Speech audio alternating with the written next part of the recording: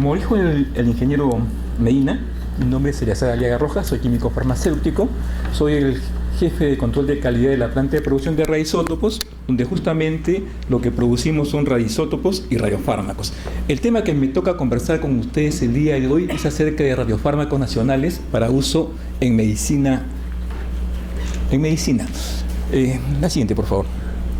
Muchos de ustedes conocerán las aplicaciones de la radiación. En la vida cotidiana tiene aplicaciones en diversas facetas. En medicina igualmente.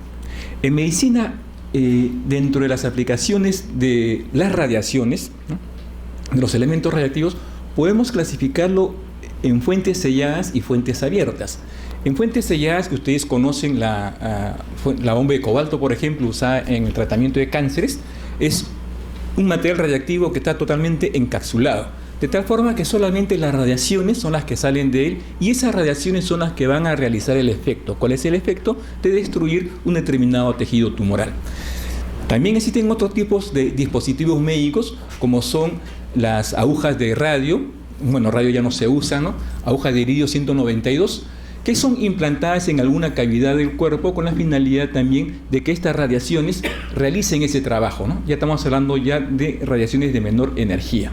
Pero en esos casos es solamente la radiación la que está en contacto con el cuerpo humano, más no el material.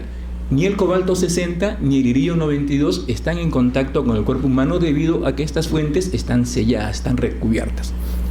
En el caso de los radiofármacos no es así. En este caso el material radiactivo sí entra en contacto con el cuerpo, con las células, ¿no? Y a través de algún tipo de mecanismo que tenga el órgano va a producirse la captación de este radiofármaco en determinado órgano. Y es así como podemos emplear a los radiofármacos tanto para diagnóstico como para terapia. La siguiente, por favor. ¿Qué es un fármaco? ¿No? Muchos de ustedes conocerán lo que es un medicamento. Es una sustancia que es empleada para la recuperación de la salud, ¿no?, para la prevención. Igualmente, un radiofármaco es exactamente lo mismo, empleado tanto para el diagnóstico como para el tratamiento. Con la diferencia, una particularidad muy especial que tiene el radiofármaco es la presencia de uno o más átomos radiactivos en su composición. A ver si tienes el... Aquí está. Como pueden ustedes apreciar, esto puede ser una célula tumoral. Este es un medicamento, un anticuerpo monoclonal, que puede no tener radiaciones. Como anticuerpo monoclonal tiene ciertas propiedades que puede provocar la destrucción de este tumor. En este caso, nosotros estamos empleando esto como un vector, con la finalidad de que me lleve a este elemento, el itrio 90, que es un emisor de partículas betas. Las partículas betas van a ser más nocivas que las radiaciones gamma. Las partículas por lo general van a causar más daño que las emisiones gamas cuando estas están dentro del cuerpo, ya que toda la energía que tienen la van a ceder en un pequeño espacio. Por lo tanto, en el pequeño espacio que recorren van a quemar bastante. La radiación gamma es mucho más energética, es cierto, pero su energía la va a ceder a lo largo de un trecho mayor. Por lo tanto, en el espacio corto dentro del órgano el daño va a ser menor comparado con el daño que provocan las partículas, ya sea beta o más aún la partícula alfa. Pues bien, dependiendo del tipo de aplicación que yo le quiera dar, si es para diagnóstico o para terapia, yo voy a emplear cierto tipo de radioisótopos, ¿no? Puedo emplear un emisor gamma si es que voy a hacer un diagnóstico. ¿Por qué? Porque el radiofármaco yo lo administro al paciente, lo inyecto a través de alguna vía, por algún mecanismo, él se va a fijar en un órgano, digamos, se fija en el corazón. Desde el corazón va a emitir las radiaciones. Por lo tanto, esa radiación debe tener la energía suficiente para viajar a una cierta distancia desde el corazón, salir del cuerpo, llegar a un equipo detector de radiaciones que se denomina cámara gamma o SPE, que me permita generar la imagen. Entonces requiere realizar todo ese recorrido. Una partícula alfa o beta no va a poder hacerlo. Entonces, para el diagnóstico tenemos que emplear emisores gamma. Para terapia, lo que yo quiero es que el daño que se provoque en el menor espacio posible, con la finalidad de dañar solo a la célula tumoral, más no a las células normales vecinas, ¿no? Por lo tanto, el alcance de esta partícula debe ser lo más pequeña posible. Por eso es que empleamos partículas, emisores de partículas para eso. Y además, este radiofármaco para terapia, además de emitir la partícula que me va a hacer daño, es preferible que también sea un emisor gamma, con la finalidad de monitorear desde fuera del cuerpo cómo se está realizando ese efecto deleterio para el tumor, ¿no? Como en este caso que está actuando sobre el núcleo celular. Entonces, en medicamentos se dice acción farmacológica. ¿Quién es el responsable de la acción farmacológica? Normalmente la sustancia que va a tener un tipo de interacción físico-química con la enfermedad o con la célula que esté mal, y el efecto va a estar de acuerdo a la dosis que se administre. En este caso que les he presentado, ¿quién es el responsable de la acción farmacológica? Miren ustedes, tengo un tumor, tengo una célula, que es un anticuerpo monoclonal, que es el que está adheriéndose al tumor. Luego tengo otra sustancia, un agente quelante bifuncional, cuya función de este agente quelante es detener dos uniones. Por un lado, unirse al vector, que es el que va a fijar a la sustancia al lugar donde debe realizar su acción, y por otro lado, va a unir al radionúcleo, ¿no? Tengo estas tres entidades: el vector, el anticuerpo monoclonal, el agente quelante bifuncional y el radionúcleo. ¿Quién de ellos realmente va a ejercer la acción farmacológica? ¿Perdón? Es el radioisótopo. Es el radioisótopo. Entonces, cuando hablan de principio activo, en un analgésico, por ejemplo, aspirina, ácido acetilsalicílico, es el principio activo. En este caso, el que va a ejercer la acción farmacológica es el radioisótopo. Y yo puedo modificar el vector. El radioisótopo puede ser el mismo. Y modifico el vector con la finalidad de que se una a una estructura distinta, ya no al corazón, sino a hígado, a pulmón, a distinto. Pero el radioisótopo va a ser el mismo, ¿no? Entonces hay ciertas características y hay que manejarlas con el personal de regulaciones que entiende el medicamento convencional pero que no entiende el medicamento radiactivo.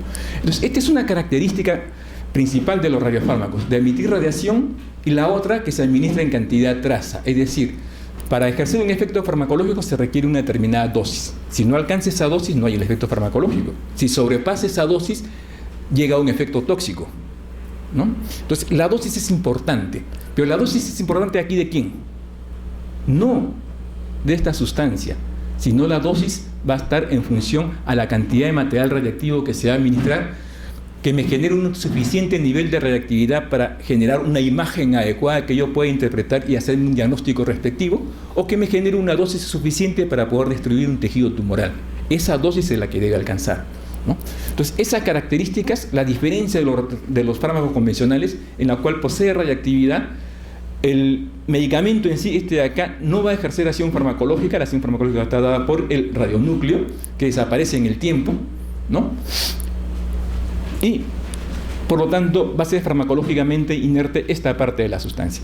La siguiente, por favor. Entonces, como le mencionaba, para el diagnóstico, yo administro mi preparación radiofarmacéutica al paciente, espero un tiempo para que ese radiofármaco se concentre en el órgano que debe concentrarse. Desde ahí, una vez concentrado, él emite las radiaciones que salen del cuerpo, y a través de un equipo detector, porque lamentablemente el ser humano no tiene capacidad para poder detectar las radiaciones, por eso se han inventado los equipos detectores de radiaciones, como es el caso de esta cámara gamma, el cual a través de la electrónica asociada me va a permitir reconstruir el órgano, en este caso un hígado, que pueden ser estudios estáticos o pueden ser estudios dinámicos, como en el caso del riñón, en el cual puedo generar curvas en función de cómo está funcionando un determinado riñón, si capta más o capta menos. En este caso está normal, porque hay eliminación del radiofármaco en ambos casos, y así podemos nosotros visualizar y ayudar al diagnóstico al médico en algún tipo de dolencia. Por ejemplo, si se tratara de un riñón que no esté trabajando, en este caso está depurando bien, por eso que la curva es normal. La primera es la captación, concentración en el órgano, y luego eliminación, porque lo que hace el riñón, ¿qué es? Eliminar las sustancias nocivas. Ese es el trabajo del riñón. Mientras el riñón esté eliminando sustancias nocivas, está trabajando bien. Y eso lo visualizamos acá. Se administra el órgano, se concentra en el riñón y luego viene la eliminación. Si esta curva se mantiene acá, hacia arriba, como en el caso de acá hay un riñón que trabaja bien y otro riñón que no está trabajando bien, no está eliminando. Puede ser una obstrucción o puede ser una insuficiencia renal. Eso habría que evaluarlo con la clínica, ¿no? Pero ya le estamos ayudando, le estamos dando datos al médico para que él pueda manejar mejor al paciente. La siguiente, por favor. Y en terapia, como les mencionaba, en este caso lo que queremos es provocar destrucción de algún tipo de tejido y solamente provocar destrucción de ese tejido, más no del tejido normal que se encuentre adyacente. Eso también lo puedo hacer con la radioterapia, con cobalto, es cierto. Con cobalto yo emito radiaciones desde fuera y todo ese recorrido va a estar siendo irradiado. En este caso yo administro el radiofármaco que va a viajar por torrente sanguíneo, o si es mejor todavía lo puedo administrar directamente al tumor, ¿no? Ya no tiene que viajar más, está ya colocado en el sitio, y por algún mecanismo, porque yo estoy empleando una sustancia que va a interaccionar con la célula. Acabamos de ver anteriormente un anticuerpo monoclonal que va a reconocer un antígeno en la célula en forma específica y se va a unir solamente a determinadas células que expresen ese tipo de antígeno, no se une a cualquier tipo de célula. Por algún mecanismo fisiológico, ese radiofármaco se va a concentrar en el tumor que yo deseo destruir. Entonces, la ventaja que tengo con la radioterapia externa es que entrego una dosis de radiación selectiva. La dosis no me hace todo un recorrido del cuerpo, sino va a estar dando en el lugar que yo le he colocado. De esa forma, tengo mayor dosis al tumor y menor dosis a los tejidos normales, ¿no? Es una ventaja que tiene la radioterapia radionucleídica con respecto a la radioterapia externa. La siguiente, por favor. Muy bien, entonces un radiofármaco se diferencia porque tiene un radioisótopo.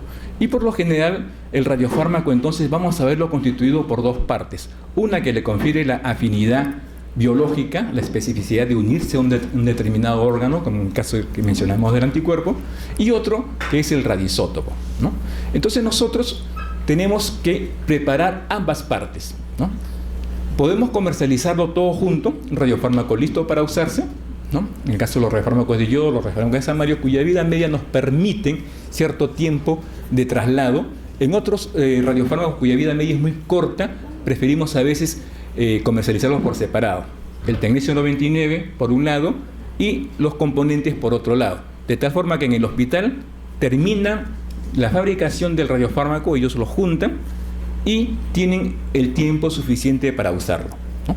Pues bien, entonces, ¿qué radioisótopos son los que estamos produciendo en la planta de producción de radioisótopos? El tecnesio 99 metestable, cuya vida media es de 6 horas, el yodo 131 de 8 días y el samario 153 de 46 horas. Y además de eso, de la parte radiactiva, estamos produciendo también la parte no radiactiva, lo que le denominamos componentes para radiofármacos, que lo que se encarga justamente es de llevar a estos isótopos al órgano, al lugar donde yo deseo que realice la acción, ¿no? Son los vectores. Lo que va a hacer es conferirle una especificidad biológica, una determinada afinidad biológica. La siguiente, por favor. Muy bien, entonces en la planta de producción de radioisótopos lo que hacemos es justamente eso, producir estos radioisótopos o como radioisótopos o como radiofármacos y producir también los componentes para radiofármacos, pero cumpliendo con ciertas normativas. Tenemos que cumplir con las normativas del Ministerio de Salud y tenemos que cumplir con las normativas que nos da también la Autoridad Nacional, la OTAN, ¿no? Entonces, tenemos que cumplir con las buenas prácticas de manufactura, buenas prácticas de laboratorio, buenas prácticas de distribución, buenas prácticas de almacenamiento y todas las buenas prácticas que pudieran haber, ¿no? La siguiente, por favor. ¿Cómo es la producción de radioisótopos? Pues la producción de radioisótopos puedo realizarla yo en un reactor, ¿no? Puedo tenerla a través de los productos de fisión que se puedan obtener, ¿no? Puedo hacerlo a través de generadores tipo molibdeno-tecnesio. Hay diversos tipos de generadores, el más empleado es el de molibdeno-tecnesio, o puede ser en aceleradores tipo ciclotrón, ¿no? Que es el que se emplea para producir los radioisótopos productores de positrones, ¿no? Este tipo de producción es el que estamos empleando nosotros en la planta de producción de radioisótopos, en la cual, en el IPEN, entonces se encarga ya el reactor, de producirnos el molibdeno 99, el yodo 131 y el samario 153, ¿no? Es posible importar estos productos, el molibdeno 99, y este molibdeno 99 poder emplearlo en la producción de generadores de tecnesio. Por ciertas características, ciertas particularidades, para la producción de estos generadores no es factible usar molibdeno 99 obtenido en el reactor por bombardeo N gamma, por ciertas cuestiones técnicas, ¿no? Debe realizarse con molibdeno 99 obtenido como producto de fisión, ya que la actividad específica aquí es alta. ¿Sí? ¿Perdón? En este caso usted, profesor, yo he dicho una que utilizaban fósforo radiactivo para investigaciones de ADN. Sí. ¿Usted qué sabe de eso? Eso está en investigación, no está como radiofármaco, ¿no? Lo cual esto es aplicado en medicina. Lo que usted me está hablando es de investigación. En la planta de producción de radioisótopos nosotros también producimos el fósforo 32 bajo la forma de ácido fosfórico o como fosfato de sodio, el cual puede ser empleado. Hay una técnica para marcar el ADN desoxirribosa, ¿no? Con fósforo 32, y esto puede ser empleado luego en autorradiografías para poder determinar, por ejemplo, hacer un secuenciamiento, ¿no? Eso podríamos utilizar en las clínicas para ver la paternidad. Podrían utilizarlo, pero hay otras formas también de detección. O sea, la reactividad no es el único medio para hacer las cosas. Hay diversos medios. En este mundo somos competitivos, ¿no? Y para algunas cosas uno tiene sus ventajas y para otras cosas otro tiene su ventaja. Para lo que es paternidad, la parte del reconocimiento de las bandas lo están haciendo con otro tipo de modalidad, ¿no? Bueno, como le decía, entonces, estos generadores es un proyecto que estamos abordando, ¿no? De tratar de producirlo en la planta de producción de radioisótopos con la finalidad de poder distribuir del tecnecio 99 metestable, que es el radioisótopo de más uso en medicina nuclear, a lugares distantes, a provincias. Intentamos nosotros distribuir a Arequipa, lo estuvimos haciendo por un tiempo, pero la parte logística es un poco difícil, ¿no? No es tan fácil hacerlo, entonces es preferible a provincias abastecerlos con generadores, ¿no? Y luego el ciclotrón. Los productos de ciclotrón, como mencionaba la doctora, en el caso del IPEN también tenemos un proyecto para tener un ciclotrón en el IPEN y poder producir estos tipos de radionúcleos. Ya existe en la actividad privada un ciclotrón operando, ¿no? Hay un P operando, y en la actividad pública hay un ciclotrón que ya se ha construido y en este año va a empezar a operar, ¿no? Ya se terminó su construcción y dentro de poco debe estar operando, ¿no? Y aparte de esos dos ciclotrones, el IPEN tiene otro proyecto para poner otro tipo de ciclotrón. Entonces estamos trabajando en esto, ¿no? Estamos trabajando en el generador, estamos trabajando en los ciclotrones estos. La siguiente, por favor. Bueno, ¿cómo es la producción de estos radioisótopos? Partimos con una sustancia que no es radioisótopo, es un elemento común, no tiene radiactividad y tenemos que volverlo radiactivo en forma artificial. Entonces primero tenemos que preparar.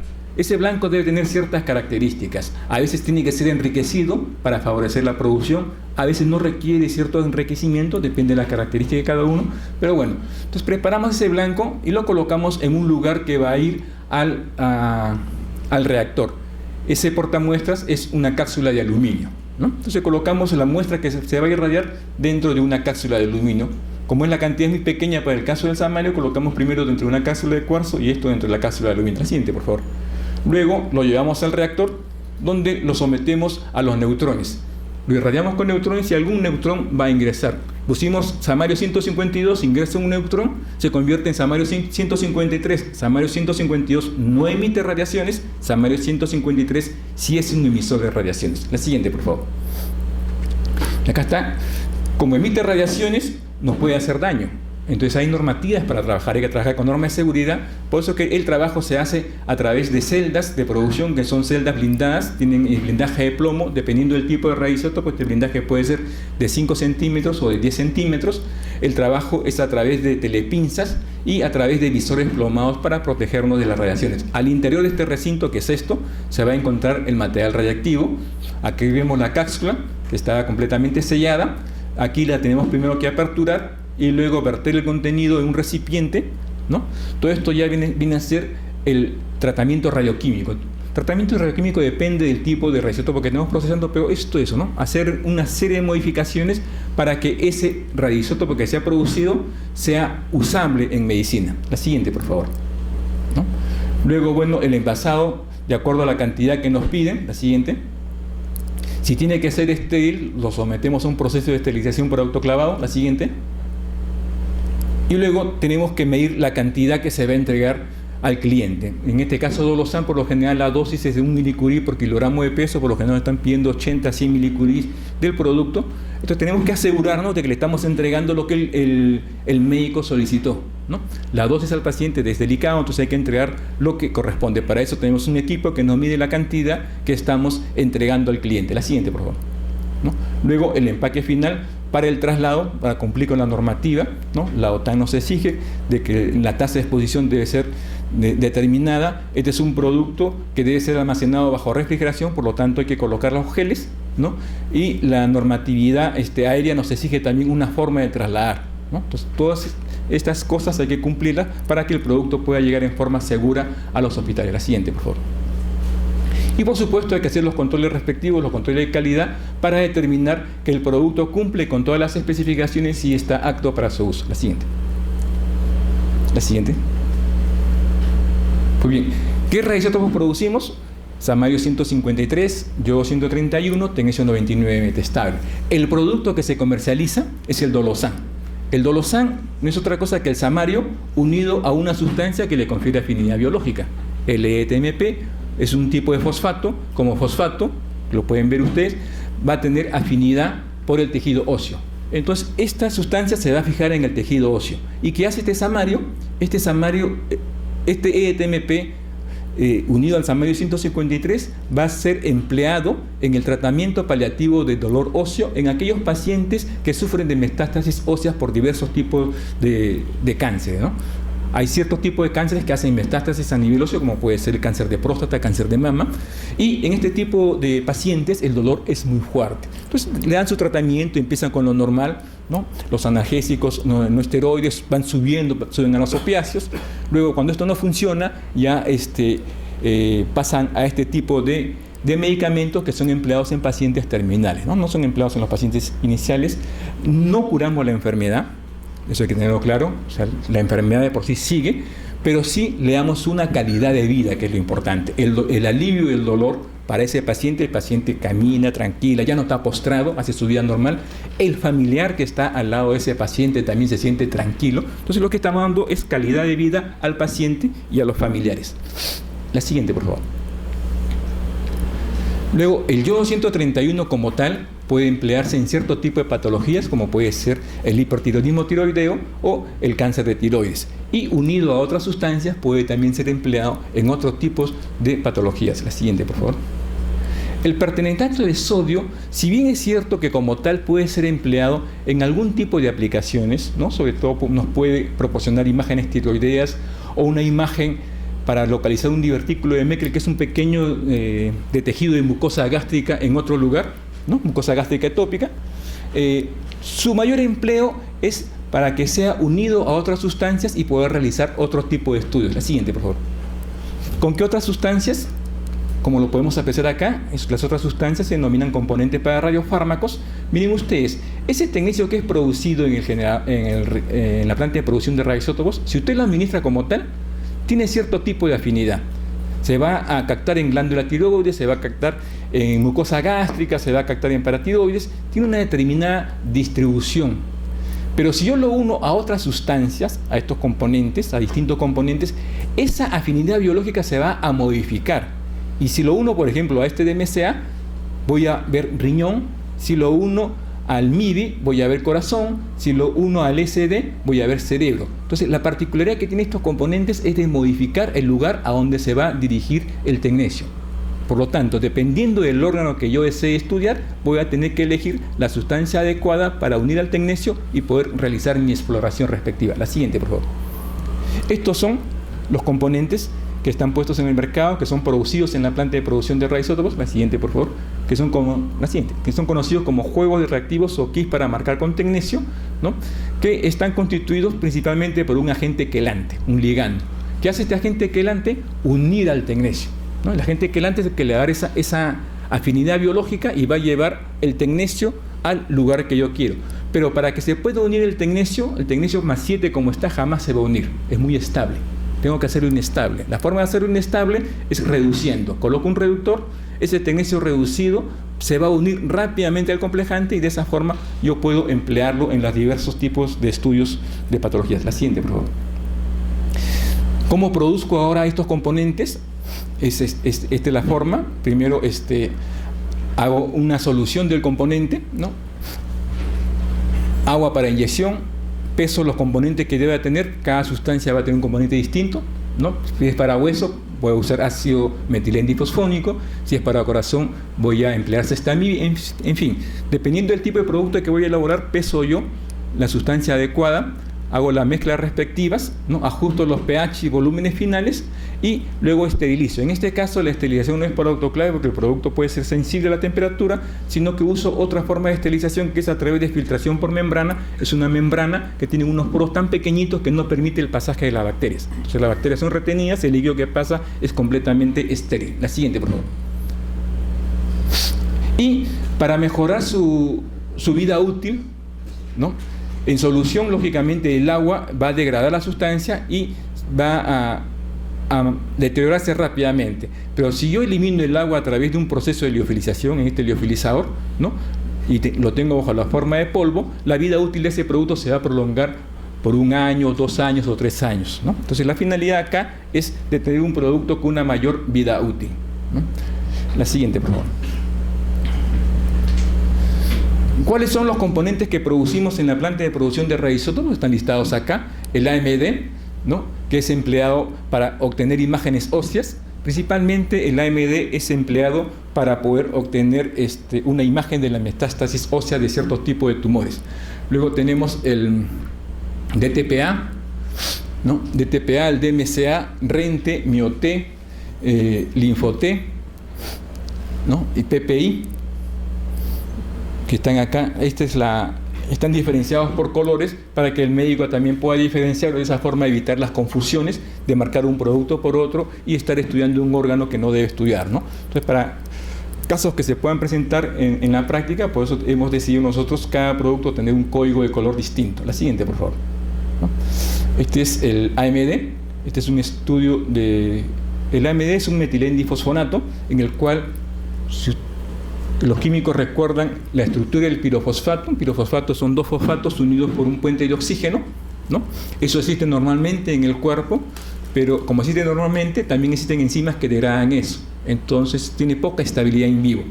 ¿Qué es lo que se hace? Reemplazar ese oxígeno que está uniendo a los 2 fosfatos por un carbono, ¿no? Entonces es un fosfonato.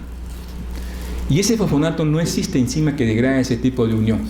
Entonces cuando yo administre este medronato, este ácido metilendifosfonato, no se va a degradar y por lo tanto va a permanecer más tiempo y me va a permitir obtener una imagen de mejor calidad, ¿no? Salud. ¿Cuáles son las aplicaciones que tiene?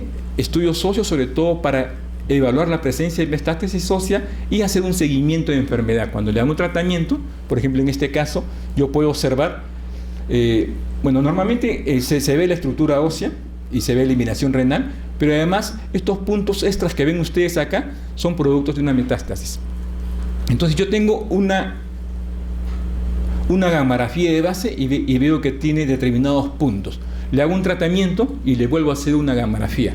¿Qué puede ocurrir? Puede ocurrir que permanezca igual, puede ocurrir que aumenten los puntos negritos, puede ocurrir que disminuyan o desaparezcan. ¿Qué dirían ustedes del tratamiento? Si permanece igual.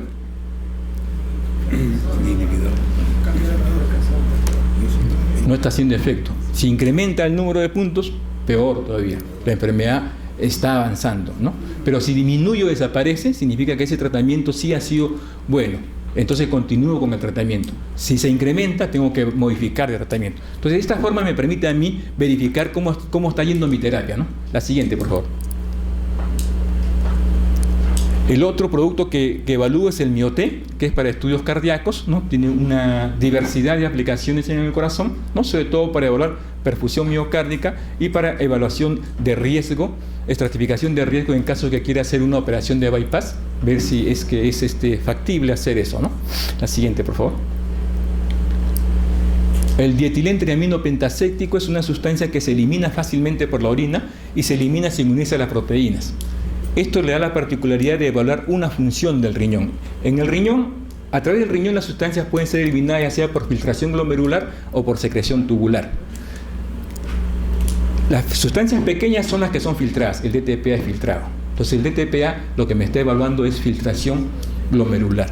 Entonces yo evalúo la función del riñón, en este caso veo cómo está la captación de ambos riñones y luego eso va a pasar a través de los uretres hacia la vejiga y de la vejiga luego va a ser eliminado, ¿no? Es lo que normalmente ocurre en una función. La siguiente, por favor. Ya. Luego tenemos el rente, que me sirve casi lo mismo para el DTPA, para estudios renales de perfusión, función y obstrucción. La siguiente, por favor. Otro producto es el Linfo-T, que me sirve para evaluar el drenaje linfático, sobre todo para evaluar ganglio centinela en cáncer de mama. La siguiente, por favor. DMCA, que me sirve para evaluar el parénquima renal, para ver la presencia de cicatrices después de una infección. La siguiente. El pirofosfato. La siguiente. Y por último, tenemos el proyecto del ciclotrón, como le mencionaba, que existe ya en el mercado nacional, por lo tanto también es un radiofármaco de producción nacional, que no lo hace el IPEN en este momento, lo está haciendo la actividad privada, que está produciendo radiofármacos de flúor 18, y se puede producir carbono 11, oxígeno 15 y nitrógeno 13, en la cual estos emisores de positrones son empleados a través de este tomógrafo para generar la imagen, ¿no? La siguiente, por favor. Y estos son los isótopos, vean ustedes la vida media que se requiere. Esta es una de las razones por las que el flúor 18 es el más empleado en este tipo de tecnología, por su mayor vida media comparado con el oxígeno, carbono y nitrógeno, que estos requieren ya tener el tomógrafo en el lugar de producción. Y eso es todo. La siguiente, por favor. Eso es todo. Muchas gracias. Muchas gracias por tu presencia. Gracias.